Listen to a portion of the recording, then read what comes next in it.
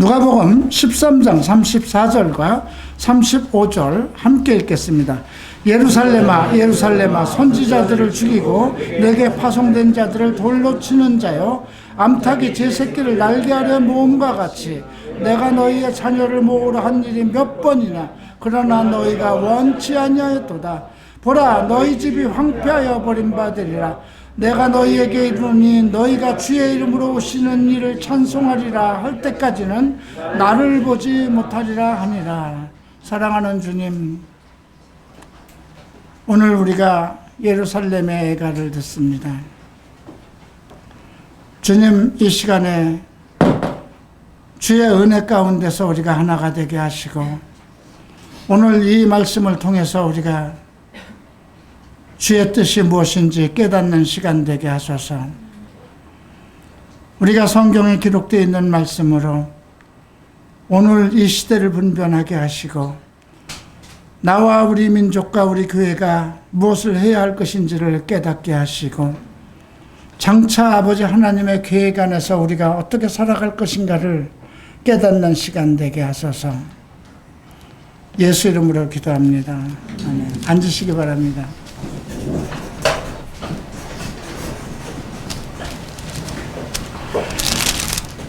자, 오늘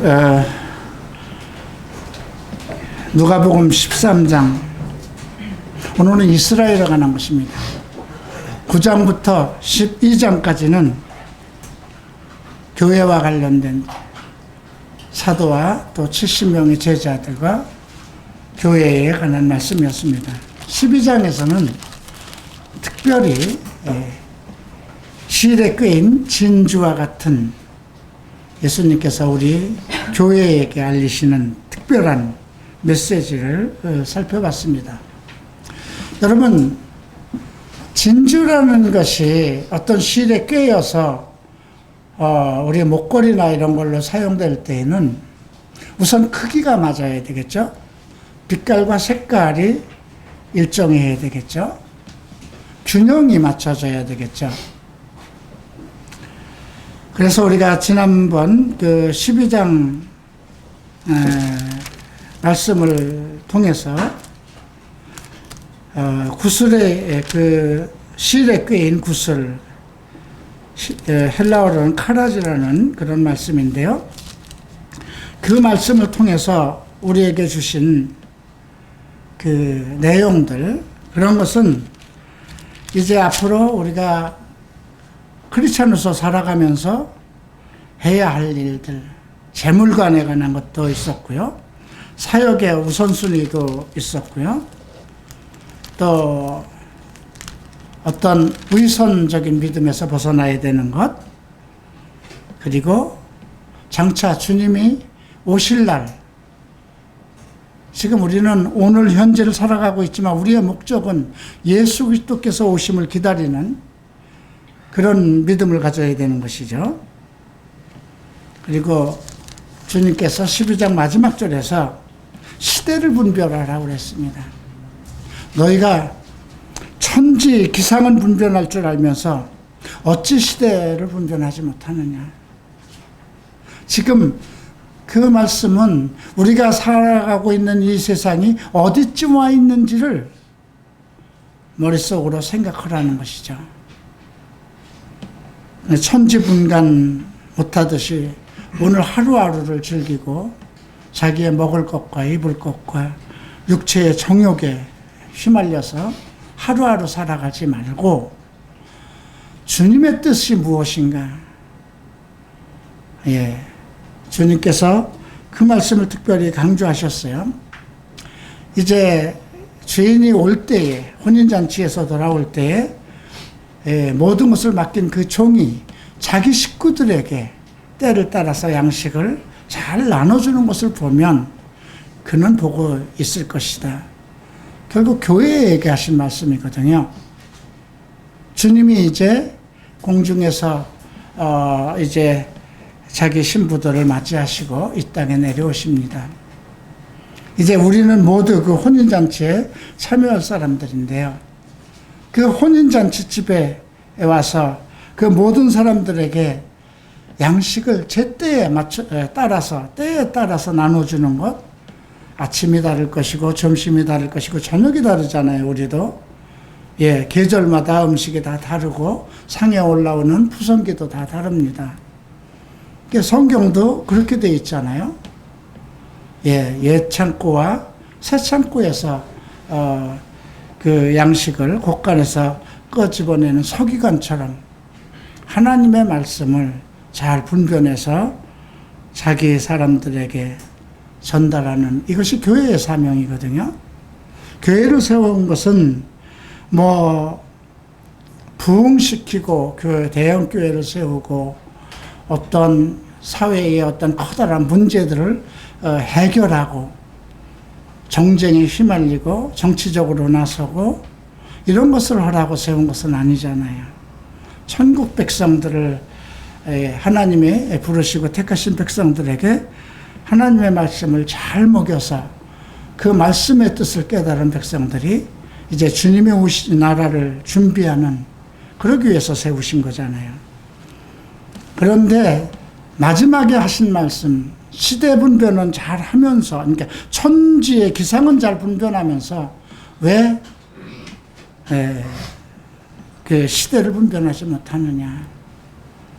지금 이제 우리가 거의 종말에 온 것 같은데요. 각 나라가 패권 시대로 돌입했어요. 그죠?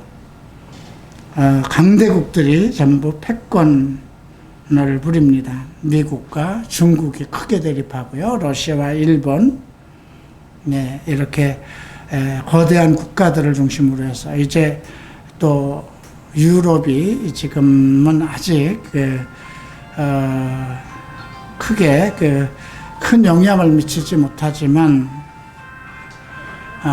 앞으로 유럽이 장차 크게 일어설 그런 조짐들이 우리가 성경을 통해서 보고 있죠.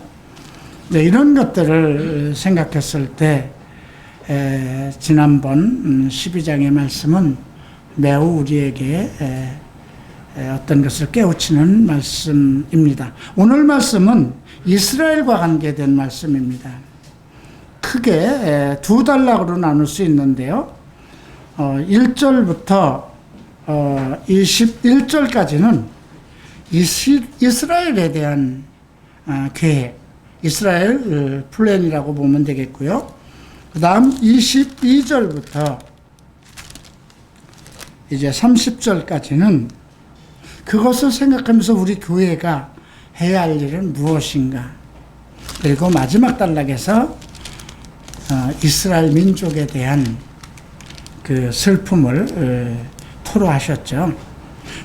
너희가 주의 이름으로 오시는 이를 찬송할 때까지, 찬송하리라 할 때까지 나를 보지 못할 것이다. 예수님도 이스라엘 민족으로 오셨잖아요. 그 어머니 아버지가 다 이스라엘 사람이었고 제자들이 다 이스라엘 사람이었습니다. 싫든 좋든 자기를 대적한 모든 유대인들이 다 이스라엘 사람들이었습니다. 우리가 바울도 정말 내가 끊어져 나갈지라도 내 민족에 대한, 이스라엘 민족에 대한 그 열정을 토했듯이 예수님께서도 오늘 이 13장에서 자기의 아픔, 고통을 토하셨습니다. 내 민족이 멸망받는 그 아픔과 고통을 토하셨습니다. 그러면서 이제 13장의 설교가 시작되는데요. 자, 이제 13장 1절을 보시겠습니다. 그때 마침 두어 사람이 와서 빌라도가 어떤 갈릴리 사람들의 피를 저희에게 제물에 섞은 일을 예수께 고하니, 지금 빌라도는 그 당시에 그 총독이었거든요. 로마 황제가 그 이스라엘 민족들이 가지고 있는 그 특별한 종교성과로 인해서 그 어떤 문제를 진압하고 그러기 위해서 그 헤롯 왕 그 통치자 외에 별도로 총독을 둬서 이스라엘을 통치하기 시작해서 다스리기 시작했습니다. 그런데 그 특별하게 이 빌라도가 어떤 갈릴리 사람들의 피를 저희 제물에 섞은 일을 예수께 구했다고 합니다. 이 사건에 대해서 어떤 사건인지 우리는 이제 잘 모르겠지만 그 전승에 따르면 그 당시에도 그 열심당원들이 있었죠. 열심당원이라는 건 헤롯과 유대인들 중에서 그 헤롯과 또 그 로마에 대해서 상당히 이제 그 대항하는 그러한 하나 민족주의자들, 뭐 그건 항상 어느 나라에든지 있을 수 있는 거죠. 우리나라에도 36년 동안 이 일본에게 압제를 받을 때 그 민족운동을 하고 독립운동을 하던 그런 사람들이 있기 때문에 같은 내용들입니다. 그런데 그 사건과 관련돼서 그들의 피를 저희의 제물에 섞은 일이 있었다. 이거는 그 피를 섞은 일이 있었던 게 아니라 그 제단 가까이까지 그 성전 안에까지 그 당시에 그 항쟁을 하던 사람들의 피가 성전 안에까지 들어갔던 그 사건을 말한다고 합니다. 그런데 지금 2절, 3절에서 2절, 3절, 4절에서 특별한 얘기를 하고 있습니다. 이 갈릴리 사람들이 이같이 해받음으로써 모든 갈릴리 사람보다 죄가 더 있는 줄 아느냐? 너희에게 이르노니 아니라 너희도 만일 회개치 아니하면 다 이와 같이 망하리라. 여기에 두 가지 핵심으로 언급되고 있습니다.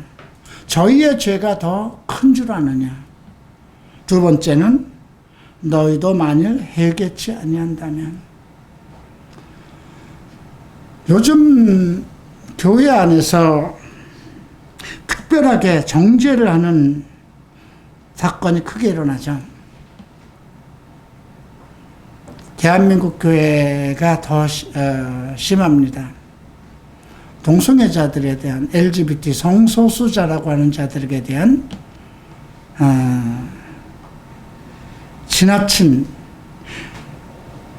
지나치게 교회가 과민하죠. 나는 동성애자들을 보면 저들을 어떻게 하면 다 변화시킬 수 있고 저들이 어떻게 하면 예수를 믿을 것인가. 또 교회 안에 있는 크리스천들을 보면 믿는 크리스천들 중에서 아직 동성애 문제를 극복하지 못한 젊은이들을 보면 이들을 어떻게 변화시킬 것인가 이런 것을 생각하게 되는데, 글쎄 한국교회는 이들 때문에 나라가 망하고 교회가 망한다 이렇게 생각하거든요. 자기들보다 더 죄가 더 많은 것처럼 생각해요.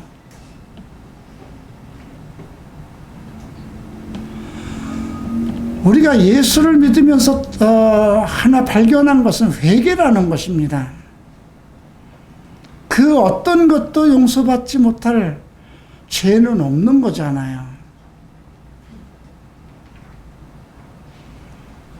제가 최근에 한국교회가 너무 지나친 것을 발견한 것은 창세기부터 동성애는 동성애라고 얘기해 왔습니다. 호모섹슈얼리티. 예, 우리 성경은 남색으로 되어 있고, 남자가 남자끼리 관계를 갖는다. 여자가 여자끼리 관계를 갖는다. 그 당시는, 그 히브리 시대, 이스라엘 백성들 시대에는 창세기 19장을 기록할 때에는 그런 단어가 없었잖아요. 호모섹슈얼리티라는 영어가 없었고, 예, 헬라어를 사용하던 시대가 아니잖아요. 그렇지만 그 문맥을 따라서 보면 그것이 이거 지금 동성애를 얘기하는 거구나. 로마서를 1장을 봐도 그렇고 고린도전서를 봐도 그렇고 동성애에 대한 정죄를 다 했어요. 예, 여장을 하는 죄에 대해서도 언급을 했어요. 창세기부터 계시록까지 죄의 목록을 다 일일이 성경에 기록했어요. 음행, 간음, 술 취함, 도적질, 시기와 질투, 분노, 그런데 그런 목록이 창세기부터 계시록까지 이어져 내려오면서 하나도 그 죄를 재해석하지 않았어요. 재해석하지 않았다는 거는요, 그 죄의 목록이, 죄의 이름이 그대로 이어져 왔다는 거예요. 구약에서부터. 동성애는 그대로 동성애. 그죠? 그런데 요즘 한국교회에서 젠더 이데올로기라는 얘기를 합니다. 좌파, 거기에 더 나아가서 아주 확실하게 규정을 합니다. 동성애, 좌파, 젠더라고 얘기를 합니다. 좌파, 그런 그 사상으로 몰고 갑니다. 성경 어디에서도 죄의 문제를 사상으로 몰고 간 일이 없어요. 어느 시대에도 없어요. 중세시대 때 각 교파들이 이렇게 발생하면서 서로 마녀 사냥은 있었습니다. 그래서 우리와 달리하는 그런 파벌들은 서로 다 죽이는 그런 마녀 사냥이 있었습니다. 이거는 우리 교회사에서 아주 부끄러운 일이죠. 그런데 한국 교회에서 동성애를 그냥 동성애로 얘기하고 이것은 성경이 정죄한 것입니다. 이건 잘못된 게 없어요. 성경이 정죄한 거니까. 네. 근데 이런 것에 대해서 우리가 지금 복음 시대에 와서 이 문제를 어떻게 다뤄야 될 것이냐, 예수님은 이 문제를 어떻게 말씀하셨으며 이 문제를 어떻게 다룰 것이냐, 이것이 우리에게 주어진 의무이고 책임이고 교회의 역할임에도 불구하고 교회가 이제 동성애 문제를 사상으로까지 공산주의, 좌파, 빨갱이 사상에 휘말리는 그런 조직 속에 있는 그런 존재들로까지 정치적으로 묶어가고 있다는 거거든요. 근데 저는 오늘 이 말씀을 보면서 과연 동성애자들이 이 땅에 있는 모든 사람들 죄보다 더 큰 죄인가? 오늘 예수님께서 얘기를 하네요. 갈릴리 사람들이 이같이 해받음으로써 모든 갈릴리 사람보다 죄가 더 있는 줄 아느냐? 그럴까요? 우리는 타고나면서부터 모든 죄의 성질, 상황에 따라서 배고프면 도둑질을 할 수밖에 없고, 육정이 끌어오르면 육정대로 정말 참지 못하고 정욕에 빠지고, 재물을 보면 욕심을 내고, 분노가 일어나면 살인까지 하는 그런 죄의 속성을 가지고 태어난 사람들이잖아요. 죄인으로 태어난 사람들이에요.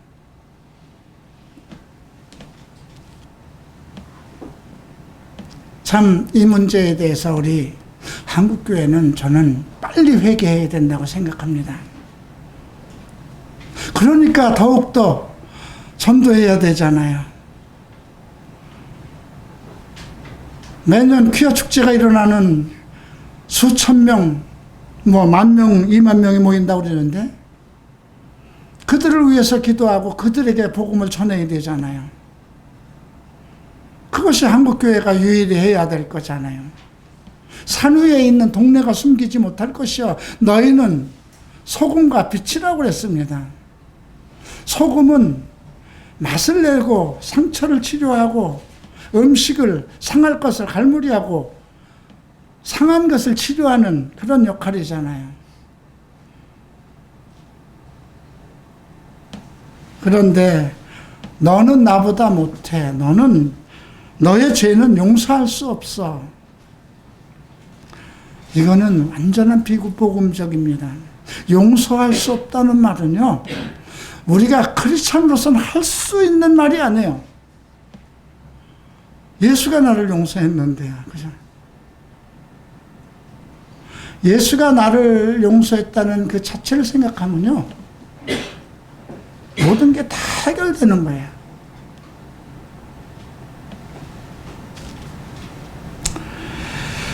실로암 망대가 무너져 치워 죽은 18사람이 예루살렘에 거한 모든 사람보다 죄가 더 있는 줄 아느냐. 이 말이요, 그때는 지금 실로암이 성전에서 저 밑에 그 예루살렘의 식수원이었어요. 스경 때 만든 건데요. 거기서 이렇게 그 샘을 실로암 샘에서 예루살렘으로 올라오는 그 예루살렘 전체의 식수원이 되었는데, 그것을 이제 예루살렘 전체의 식수원으로 만들기 위해서 빌라도가 이제 성전으로 들어오는 헌금을 사용해서 그 수도 공사를 하려고 했던 것입니다. 근데 열심당원들이나 이스라엘 사람들이 극심하게 반대를 한 것입니다. 그럼에도 이제 그 사람들 속에 그들을 만약에 빌라도가 군사를 풀어서 해치면 큰 이제 정치적인 이슈로 번질 것 같으니까 가짜 그 열심당원을 만들어서 그들 속에 넣어서 거기서 반역을 서로 하게 해서 살인을 서로 죽이고 그들을 분열시키고, 그렇게 해서 18사람이 죽었다고 합니다. 근데 그들의 피가 성전으로 도망간 거잖아요. 도망가서 죽은 거잖아요. 성전 안에는 정말 그런 것이 엄격하게 지켜져야 되는데,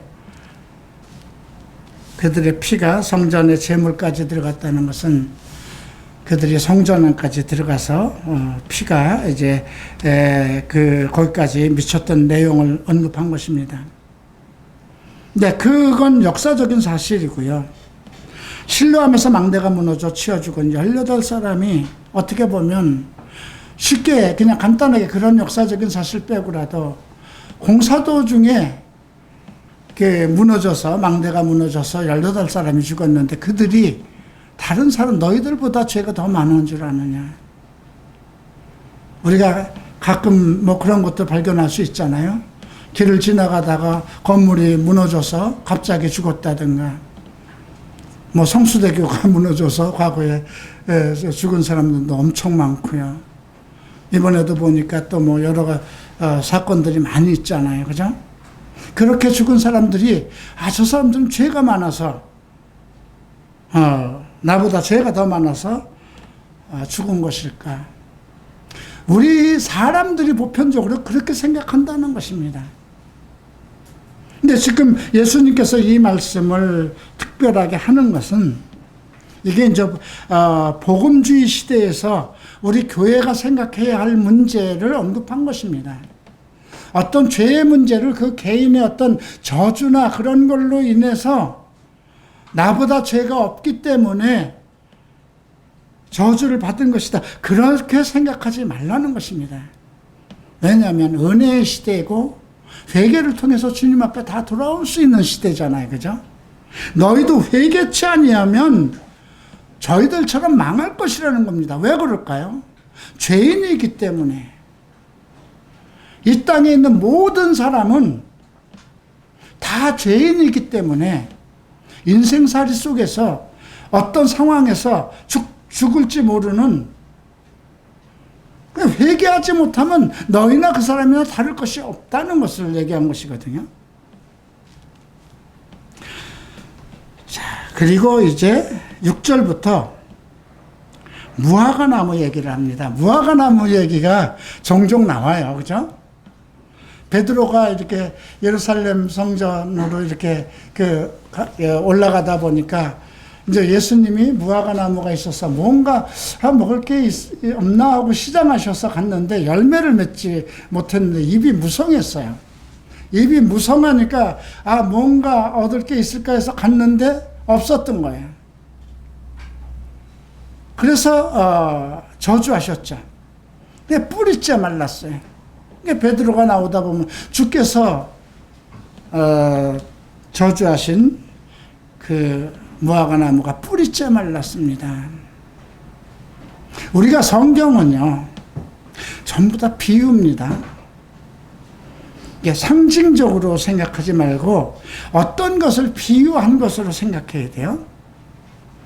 네. 무화과나무, 포도나무, 이건 전부 다 이스라엘을 얘기합니다. 이사야서 5장에서도 하는 이사야 선지자가 이스라엘 백성은 포도나무요 무화과나무라고 그랬습니다. 그런데 무화과나무는 하나의 종교성인 거거든요. 하나님의 계획하신 어떤 복음적인 열매를 맺기 위해서 그 무화과나무를 택했는데 열매를 맺지 못하는 거예요. 근데 오늘 지금 6절부터 그 비유가 나옵니다. 어느 한 사람이 포도 안에 무화과나무를 심은 것이 있었더니, 이거 좀 특별하지 않아요? 왜 포도원에다가 무화과나무를 심었을까요? 포도원은 포도나무가 있는 곳이잖아요. 포도원은 유다 지파를 얘기합니다. 이사야서 이제 5장에 나오죠. 포도원에 무화과나무를 심은 것이 있더니 와서 그 열매를 구하였더니 얻지 못한지라. 과수원지기가 이거 3년 동안이나 했는데 찍어버리자. 예수님 지금 거의 3년 끝날 무렵이에요, 지금. 이스라엘 백성들 속에서 이제 그들을 구원하기 위해서 최선을 다했죠. 복음을 전했죠. 그럼에도 불구하고 열매를 얻지 못하니까 차라리 찍어버리자 그랬더니 대답하여 과수원지기가 뭐라고 하는 거 보십니다. 8절 주인이여 금년에도 그대로 주소서 두루 파고 거름을 줄이니 만일 실과가 열면 이언이와 그렇지 않으면 찍어버리소서. 금년만 더 봐주세요. 주인의 결정은 3년을 충분히 기다렸다는 거예요. 3년이면 열매가 맺을 거니까 당연히 맺어야 된다는 거예요. 포도원에다 심었다는 거예요. 기름진 땅에다, 부족함이 없는 곳에다, 포도나무가 잘 되는 곳에 무화과나무 한 그루만 심었으니까 더 잘 돼야 되는 거거든요. 그런데 열매를 맺지 못하고 입만 무성하니까 찍어버려야 되겠다. 열매 못 맺는 무화과나무는 필요 없지 않냐? 했더니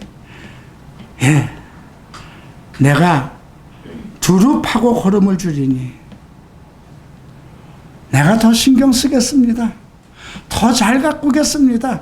이 과수원지기는 나무가 열매를 맺지 못한 것을 자기의 부성실에다 뒀어요. 그죠? 내가 더 땅을 더 깊이 파고 거름을 더 잘 주겠습니다. 그러니 금년만 더 봐주세요. 근데 이런 마음을 가져야 된다는 거죠. 어떤 사람이 많이 잘못한다고 하십시다. 죄를 계속 짓는다고 하십시다. 만약에 심판자가 하나님께서 주님께서 야, 저 아이는 안 되겠다. 아무래도 안 되겠다. 그냥 정리하자. 그냥 뭐 저주를 받아서 죽든지 길을 가다가 차에 채서 죽든지 비행기가 떨어져서 죽든지 뭘 잘못 먹어서 체해서 죽든지 그냥 사망 속에 내버려 두자. 이렇게 할 때 내가 부족해서 그렇습니다. 내가 더 잘 가르치겠습니다. 내가 더 관심을 갖겠습니다. 지금 주님의 비유를 우리는 그렇게 생각할 수 있습니다. 누가 잘못했을 때 그 사람은 정말 저 사람이 저렇게 하나님의 복을 받지 못하고 잘못되는 것은 저주를 받은 것이다. 죄인이다. 나보다 정말 얼마나 하나님이 그가 정말 잘못하고 죄가 많으면 저렇게 죽게 했을까? 이렇게 생각하면 안 된다는 것입니다. 자, 두 번째 이야기가 나옵니다.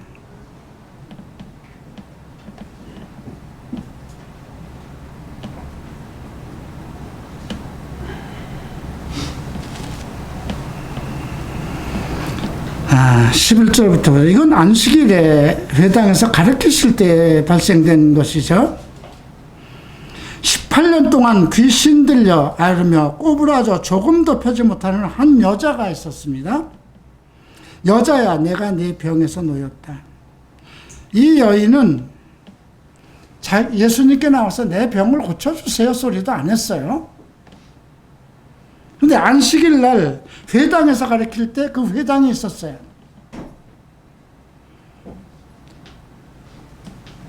우리가 중풍병자 여인을, 혈루병 여인을 볼 때 그 여인은 주님 앞에 쫓아나가서 정말 이 옷자락이라도 잡으면 내가 날 것이다. 이런 외침이 있었고요. 야이로 회당장은 자기 딸을 위해서 가서 주님 앞에 무릎을 꿇고 내 딸을 살려달라고 애거를 했습니다.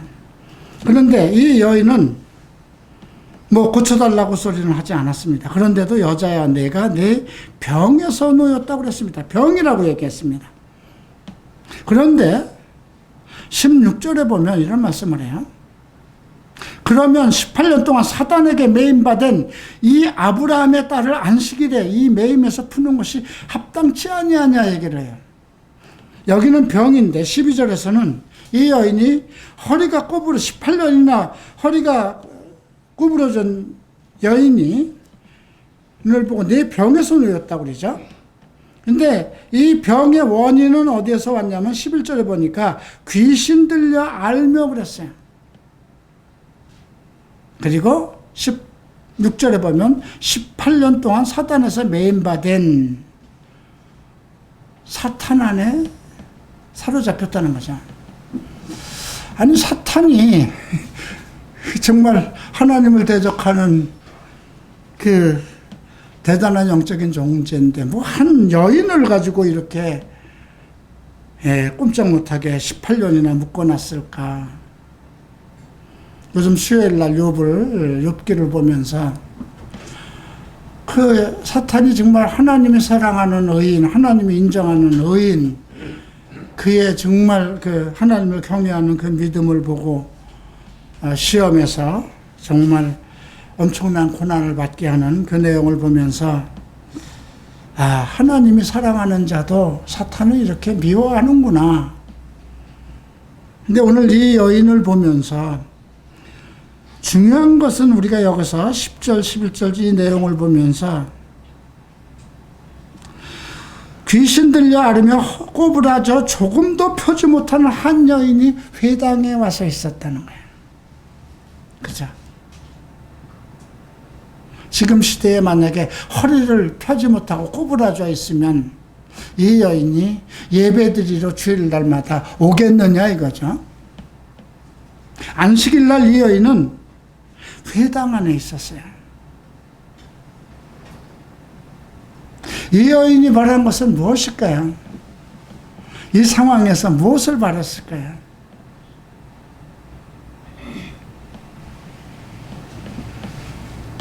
그럼에도 불구하고 회당장은 얘기를 합니다. 아니, 안식일날 다른 날 그런 걸 하면 되지 왜 안식일날 구태여 이 병을 고치느냐 그랬더니 소나 나귀가 마귀에서 풀어 만약에 너희도 그 안식일에도 소나 나귀를 먹을 것을 주지 않냐 풀어서 물도 먹여야 되고 밥도 주지 않냐 그러면 18년 동안 사단에게 매임받은 이 아브라함의 딸을 안식일에 이 매임에서 푸는 것이 합당치 아니하냐 이렇게 설명하셨습니다.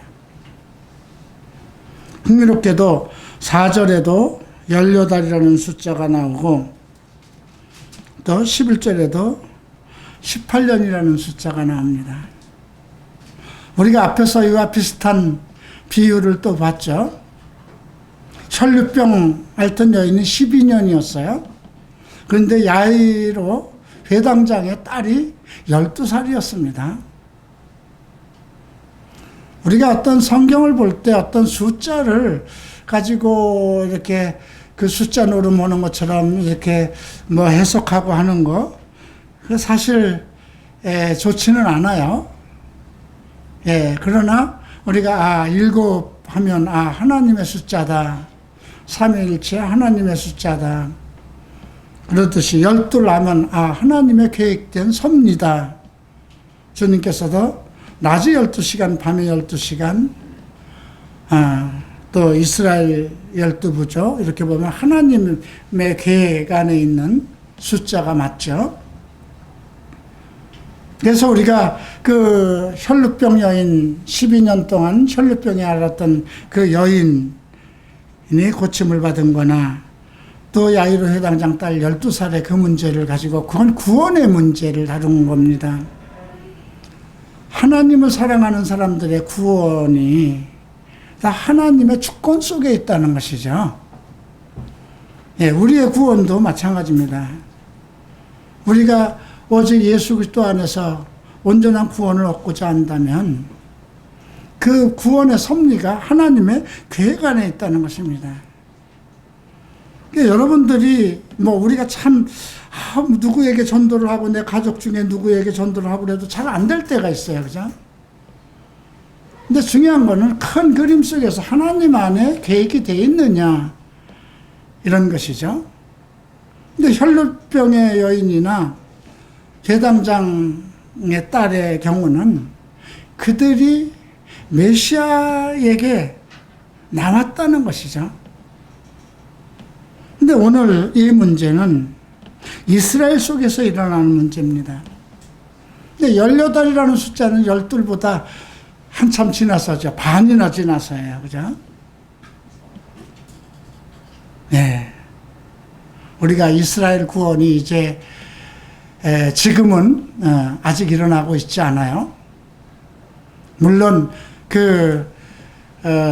이스라엘 민족들 중에서 하나님 앞에 예수님을 영접한 사람들은 구원을 받았지만 이스라엘의 구원은 우리가 계시록 12장에서나 보죠. 계시록에 가서 보는 겁니다. 7년 대환란 중에 이제 그 사건 때 그걸로 인해서 이스라엘 백성들이 일어나죠. 우리가 이런 것들을 이렇게 살펴보면서 지금 생각하면 앞에서 얘기한 실로암 망대가 무너져 치워 죽은 18사람들, 그들의 죄가 너희보다 더 많아서 그런 줄 아느냐. 이 말씀, 이스라엘이 우리보다, 우리 대한민국 민족보다, 미국 사람들보다, 유럽 사람들보다, 전 세계 다른 사람들보다 더 하나님께 아니면 어떤 죄가 더 많아서 그렇게 저주를 받고 멸망을 당하는 것인 줄 아느냐. 아니라는 것입니다. 오늘 이 내용 속에서 우리가 생각할 것은 지금 사탄이 개입되어 있는 것을 얘기하고 있어요. 한 여인에게, 그죠?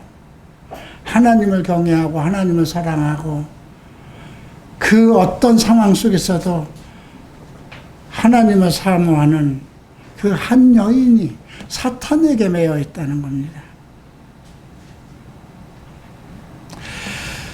저는 가끔 그런 생각을 합니다. 나는 원래 하나님을 모르던 사람이었는데 하나님을 믿을 수 있는 그런 사람이 아니었어요. 성격상으로도 그렇고 환경상으로도 그렇고. 근데 어떻게 하나님을 믿었을까? 그런데 가만히 생각해 보면 내 영혼 어느 한 구석에 나를 이끌고 가는, 내가 그렇게 바라고 소망하고 나는 꼭 하나님을 믿어야 되겠다, 나는 구원을 받아야 되겠다 하는 그런 열정적인 소망보다도 무엇인가가 나를 이끌고 가는 그 무엇이 있었던 것 같아요.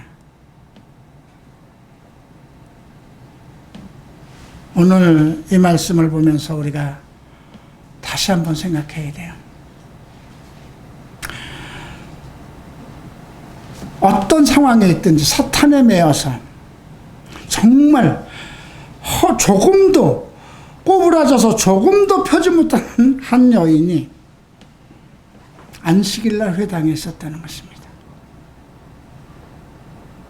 사탄의 지배를 받아서 그 아무것도 알 수 없는 그 상황에서도 이 여인은 하나님을 경외했다는 것입니다. 하나님께 예배드리기를, 안식일에 성전에 참여하기를, 과연 이런 믿음을 우리가 가지고 있느냐 이거죠.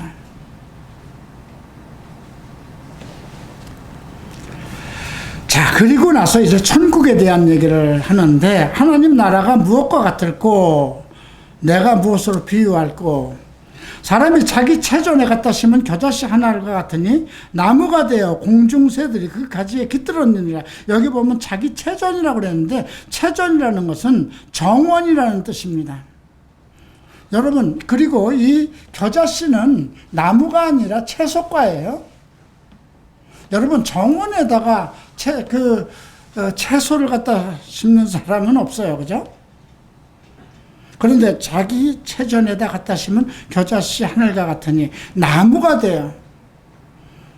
겨자씨 나무는 아무리 커도 큰 나무가 될 수 없는 거예요.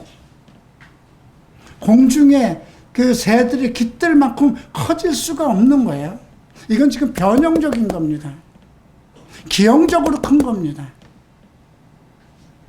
겨자씨가 여기서 생각할 때 우리가 겨자씨를 뭘로 비유할 것이냐, 지금 하나님 나라를 무엇에다 비유할 거냐 이렇게 질문했어요. 자기 정원에다가, 자기 정원이라는 건 자기가 즐기는 곳이잖아요. 그만큼 여유가 있고 자기가 마음을 쉬고 자기 즐기는, 그 부유한 사람이 즐길 수 있는 곳이잖아요. 자기 것이잖아요. 만약에 어느 목사가 교회를 자기 정원이라고 생각한다면 어떻게 하겠어요? 그래서 하나님의 말씀과 이 복음이라는 것을 가지고 자기 목적에 맞춰서 자기 정원을 꾸미듯이 했다면 기형적으로 클 수밖에 없죠. 우리가 마태복음 13장, 누가복음 8장, 또 마가복음 4장에서 공중의 새들이라는 비유를 살펴봤어요. 공중의 새를 주님께서는 사단이라고도 말씀하셨고 악한 자라고도 얘기를 하셨고요. 마귀라고도 얘기를 했습니다. 그러니까 자기 욕심에 자기 정원을 꾸미려고 무엇인가 그 자기 안에 무엇은 목적을 이루기 위한 그런 마음을 가지고 겨자씨를 갖다 심었어요. 근데 나무가 돼요. 변형적으로 큰 것을 얘기합니다. 공중의 새들이, 사탄이 그 가지에 깃들였다고 그랬죠. 목사가 목회를 어떻게 할 것이냐를 묻는 겁니다. 두 번째, 또 내가 하나님 나라를 무엇으로 비교할꼬? 마치 여자가 가루 서말 속에 갖다 넣어 전부 부풀게 한 누룩과 같다. 이건 의도적이죠. 가루 서말 속에 누룩을 왜 갖다 집어넣어요? 그건 의도적인 거예요. 그죠? 그거는 가루를 보존하려고 한 것이 아니라 가루가 이거 서말밖에 안 되니까 이걸 좀 더 크게 확장시켜야 되겠다는 욕심이잖아요. 의도적인 거잖아요. 이 지금 하나님 나라를 좋은 걸로 비유한 것이 아니라 앞으로 교회가 변형될 것에 대해서 언급하신 거예요. 잘못된 교회로 변형될 것을 언급한 겁니다. 이렇게 말씀을 하시고 예루살렘으로 이제 여행을 떠납니다. 그 각 촌을 두루 다니시고 그 다음에 혹 여짜오되 주여 구원을 얻은 자가 적습니까? 하고 물어봅니다. 네, 좁은 문으로 가라 그러죠. 네, 들어가기를 구하여도 못하는 자가 많으리라. 집주인이 일어나 문을 한 번 닫은 후에는 너희가 밖에서 서서 문을 두드리며 주여 열어주소서 하면 저가 대답하여 가라되 나는 너희가 어디로서 온 자인지 알지 못하니라. 그때 너희가 말하되 우리는 주 앞에서 먹고 마셨으며 또한 우리가 주의 길거리에서 가르치셨나이다. 주는 또한 우리 길거리에서 가르쳤습니다. 제자들은 지금 무엇을 얘기하는 겁니까? 우리는 예수님께 배운 제자들입니다. 이 얘기를 하는 거예요. 예, 이것은 마태복음 이제 7장에 나오는 거죠. 우리가 주의 이름으로 귀신도 쫓고 능력을 행하지 않았습니까? 그때 예수님께서 주의 뜻대로 하지 않는, 하나님의 뜻대로 하지 않는 자는, 네, 나는 너희가 어디에서 온지 모르겠다. 그 말씀을 하셨는데 같은 맥락입니다. 지금 주 앞에서 먹고 마시고 주는 길거리에서 가르치셨나이다. 똑같이 제자예요. 지금 우리가 9장에서 12제자가 나왔고 10장에서 70인 제자가 나왔어요. 그 외에도 많은 제자가 있어요. 그런데 지금 이 안에도 만약에 많은 교회 안에도 얼마나 많은 그 제자들이 있습니까? 신학교에 얼마나 많은 제자들이 있습니까? 그런데 이 비유가 지금 18절부터 21절까지의 하나님의 비유, 잘못된, 지금 하나님 나라가 잘못된 그 이상하게 변혁되고 잘못된 상황으로 번져나가는 그 말씀 다음에 연결되는 거죠. 이들은 전부 다 넓은 길로 갔다는 겁니다. 편한 길로 갔다는 것입니다. 자기 정원을 아름답게 꾸미는 사람들입니다. 하나님의 말씀을 자기 정원에다 갖다 놓고 자기가 즐기자고, 네. 그리고 또 하나님의 계획이 그 하얀 가루를 그대로 하나님은 많든 적든 그 하얀 가루를 그대로 존치하고 싶은 건데, 그는 수단과 방법을 가리지 않고 부풀려서 크게 만들고 싶은 그런 의도적인 마음을 가지고 있었다는 거죠. 근데 주님은 행악하는 자들아, 모든 자들아 나를 떠나가라고 그랬어요. 모든 자들이라는 걸로 봐서 숫자가 적지는 않다고 생각됩니다. 자, 너희가 아브라함과 이삭과 야곱과 모든 선지자는 하나님 나라에 있고 오직 너희는 밖에 쫓겨난 것을 볼 때에 거기서 슬피 울며 이를 갈무니라. 사람들이 동서남북으로부터 와서 하나님 나라 잔치에 참석하리니 보라, 나중된 자로서 먼저 될 자도 있고 먼저 된 자로서 나중될 자도 있느니라. 자, 이건 이스라엘, 예, 아브라함과 이삭과 야곱과 모든 선지자는 하나님 나라에 있고, 지금 이스라엘 백성들은 버림받은 걸로 우리가 생각하는데 여기에 보니까 아브라함과 이삭과 야곱과 모든 선지자, 이거는 이스라엘 민족 중에 하나님의 택하심을 받은 온전한 믿음의 사람들은 하나님 나라에 있다는 것이죠. 그런데 오직 너희는 누굴까요?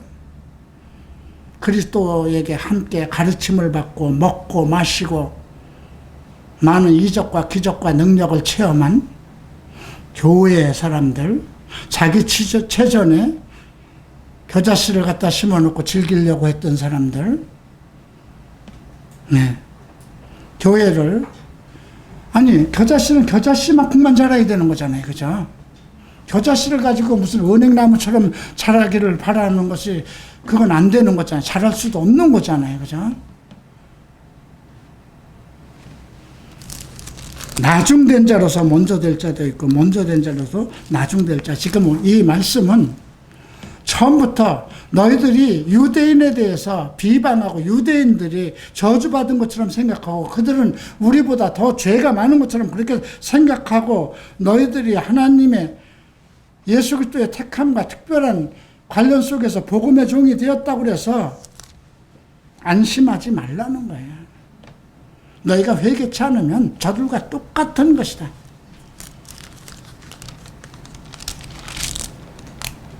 자, 재밌는 내용이 나옵니다. 31절부터 보면 바리새인이 나와서 여기를 떠나세요. 헤롯이 당신을 죽이고자 합니다.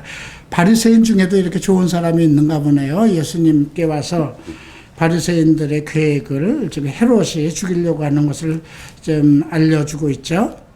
가서 저 여우에게 이르되 오늘과 내일 내가 귀신을 쫓아내며 병을 낫게 하다가 제3일에는 완전하여지리라.